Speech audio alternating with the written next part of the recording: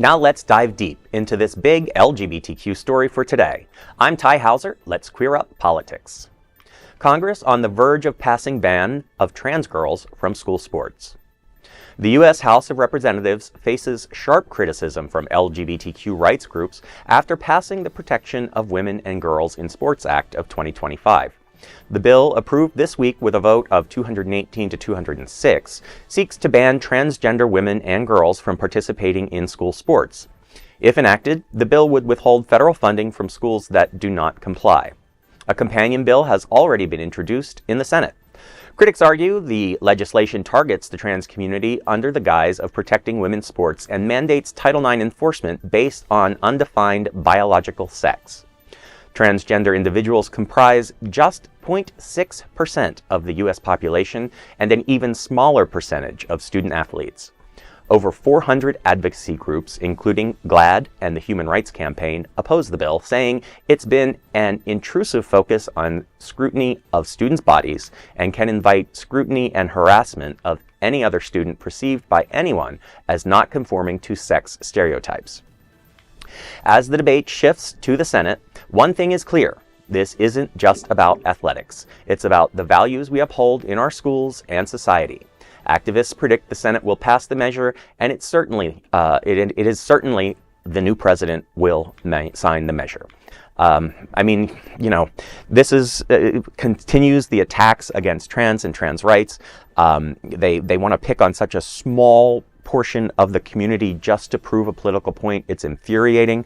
They wrap this stuff in language that, protection of women and girls. You're not protecting anyone in this situation. You're actually exposing people and threatening them on some level. No, absolutely. Many of us in the community growing up, some people were aware we were different before we were, but to go after a small group in our community, we have to really be behind our trans brothers and sisters.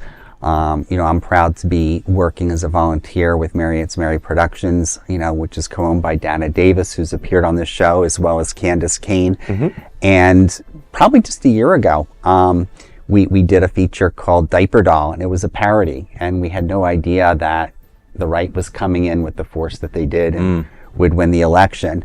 But it was about the a parody on the trans bathroom bill.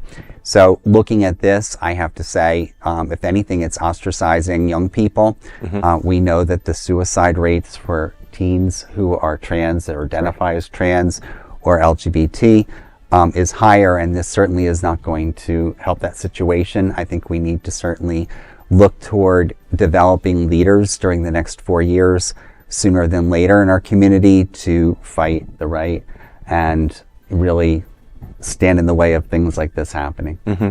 And I was reminded before we came on air, I'm sure you heard, but the filibuster rule still is in place, for now. So in order for this stuff to pass, it's going to require Democrats to actually get on board with it too. And that's something that, we oftentimes think that, okay, well, if we're on the left, we're going to be safe from that. But, Democrats want to keep their seat. So they might wind up supporting this stuff and not be able to break the cycle. And I know in past shows, it's been discussed that anti-LGBTQ, or in the case of some things, anti-trans, has been in the military insurance, where they were, looking to just package it all together and say, well, right. we want to eliminate any kind of care for people who may have trans loved ones, and right. That's, or they may be trans themselves.